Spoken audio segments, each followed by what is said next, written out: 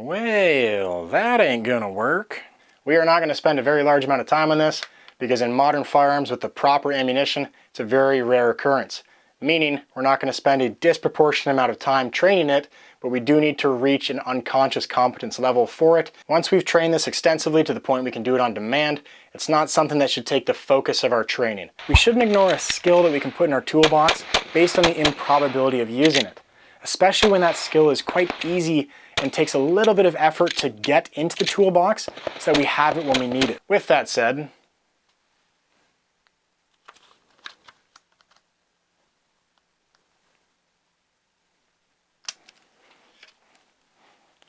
that right there is a problem. Okay, let's continue on. What we see here is the dreaded double feed or secondary malfunction. Now in any malfunction in a casual environment, all we need to do to clear the firearm and make it safe again is to make it safe by proving it's safe. Meaning we're going to unload the firearm, and then to get back to what we're doing, we can then load it. So a malfunction clearance can be simplified as an unload followed by a load. Following our steps improve, we're going to point the firearm in a safe direction. We're going to remove the source of ammunition or what's feeding the firearm. Okay, there is food inside the magazine. Just put that in our pocket. Now we still have something in the chamber and we have something stuck in the slide as well. So what I'm going to do is I'm going to try to relieve the tension on the slide. Right now it's trying to go into battery and push a round into the chamber, and there's a round in the chamber already which is causing the malfunction. So I'm going to relieve the slide tension and push the slide to the rear.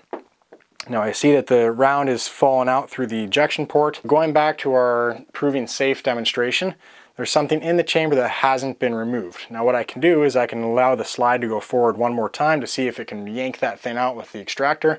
If that doesn't work, then we can poke it. Let's try to let the slide do its job first before we start throwing things down the barrel. There we go, it did very well. So now I can do my chamber check, that's clear. I'm looking through the feeding path, that's also clear. And if I'm about to fire the firearm again, I want to look down the bore and make sure there's nothing obstructing the barrel. That is also clear. Okay, now I can go through my load process. So I take my magazine out that still has food in it, insert, and let the slide go forward. Okay, and now we're good to go. Unload, followed by a load. Now that's in the context of a casual environment.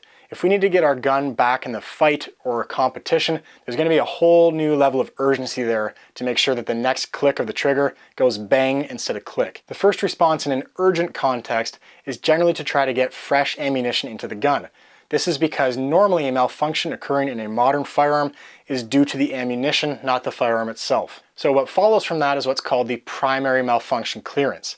Get the old ammo out, get some new ammo in. Normally the first step of this is to ensure that what's feeding the gun is actually indeed feeding the gun. So right now, it could appear that this magazine is fully inserted, but if I were to rack the slide, it wouldn't be picking up ammunition because it's not fully inserted into the gun. You can hear a click when I do so. To set up a primary malfunction in your firearm, all you need to do is put a snap cap into the chamber, and when you press the trigger, you're obviously going to get a click, and then we're going to extract that round from the chamber and put a fresh one in there. A quick way to remedy this is a tap with your support hand, ensuring that the magazine is fed properly into the gun, and then I'm going to take my support hand from that motion, bringing it on top of the slide or to the rear, whatever tickles your fancy, and pulling the slide all the way to the rear and then letting it go underneath its own spring tension.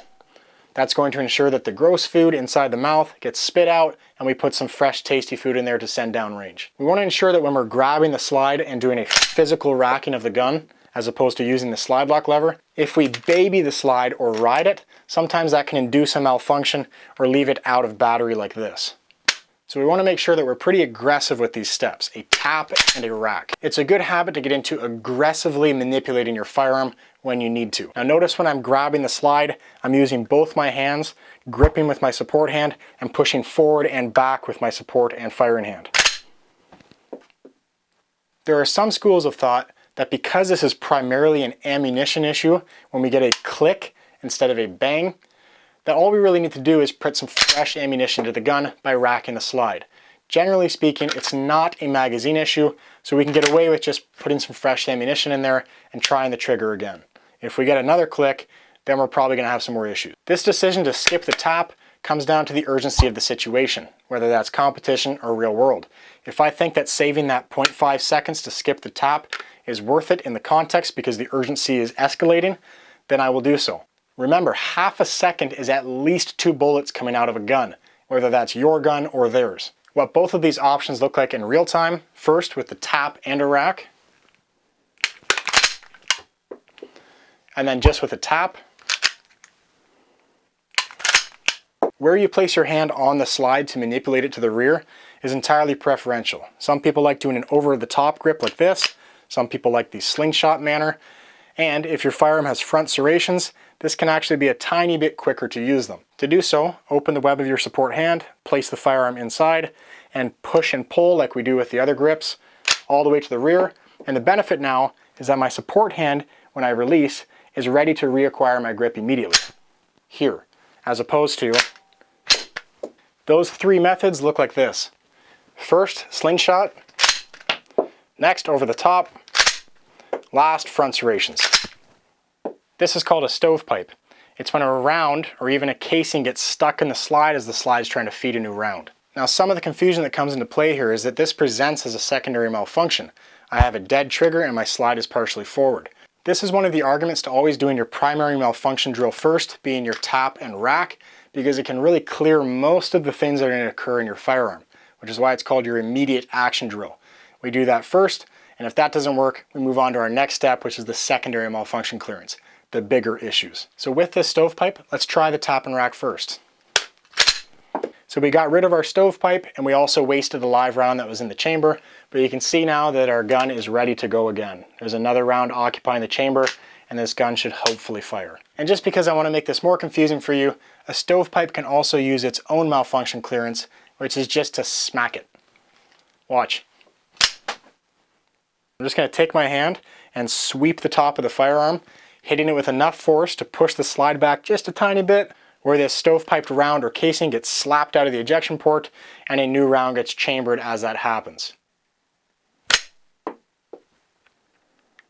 going to show you one more time. To set up a secondary malfunction, all we're doing is placing a dummy round inside the chamber, inserting a magazine, and then dropping the slide. What this gives us now is a firearm that can't be cleared using the primary malfunction clearance of tap and rack. What that will do is it's just going to push the round further into the chamber or make it more stuck the more times I sit here and rack it. It should be noted though that in a live fire secondary malfunction, it might take a little bit more muscle to yank that magazine out or to rack the slide, because underneath full power of the ammunition, as opposed to us just pushing it in there, it can get a little bit more jammed up. If you've done your primary malfunction clearance already and it hasn't worked, or you've already diagnosed this immediately as a secondary malfunction, we're going to go right into that technique. To diagnose a secondary malfunction like this, you can use some visual cues with the slide being partially rearward, as well as some physical cues from your trigger finger. Now, if I have a secondary malfunction, my trigger will be dead, meaning that it's not doing anything. It's not clicking, it feels mushy. If you want to feel what that's like, just put your firearm out of battery slightly and then press the trigger. It will be squishy as opposed to clicking. In an urgent context, we want to get this taken care of as quick as possible and get live rounds going back down range. In the non-urgent context that I showed before, you can take all the time in the world to unload the firearm, prove it safe, and then reload it. In an urgent context, we want to be able to do that same thing a little bit quicker. Once you've got that set up, we're just doing this simple unload followed by a load, and I've made a cute little jingle for you here to remember what you're doing. All right, so we're going to rip, lock, insert, release. The first step of unload is to remove the source of ammunition. So with the secondary malfunction, it's a little bit harder to remove than normal because the magazine's kind of jammed in there underneath tension. So we're going to either grab it from the sides or from the back, whatever you need to do to pinch it and get a good hold. Once you have that, rip it out, and you can retain it if there's ammunition to still shoot.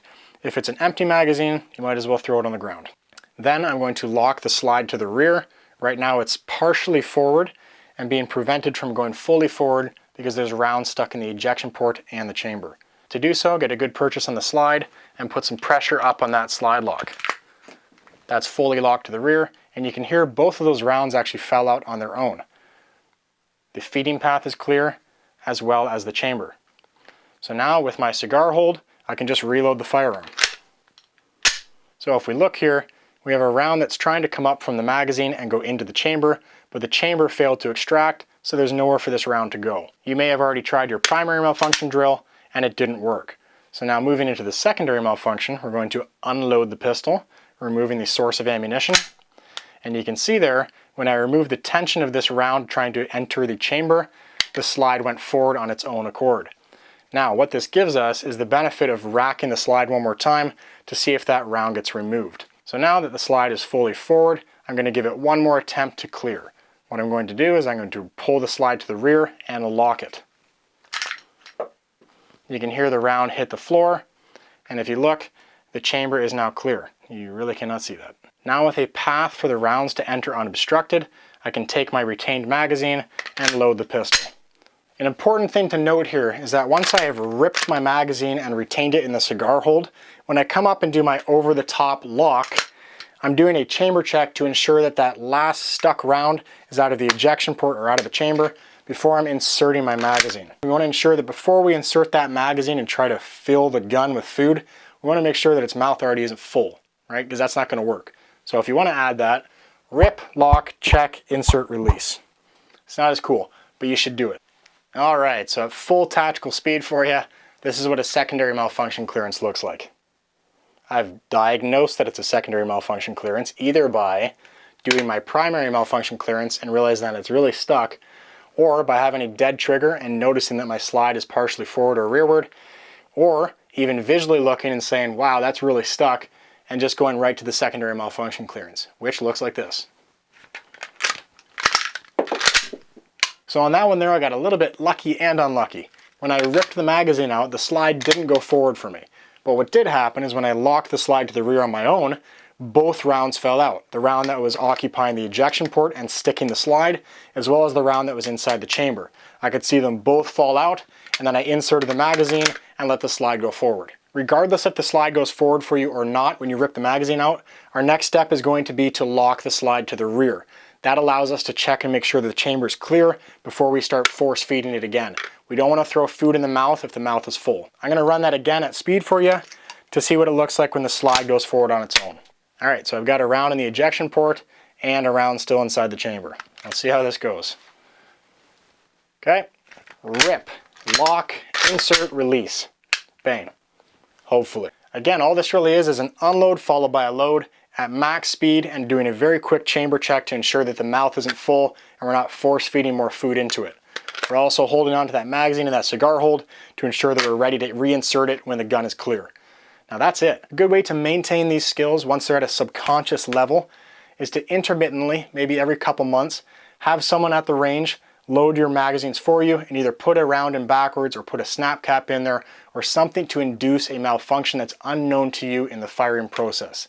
That's going to make it random and you're going to have to actually react on demand in your primary or secondary malfunction drills. There's far more important shooting skills in a real life context that will likely solve your problem prior to even getting to a secondary malfunction.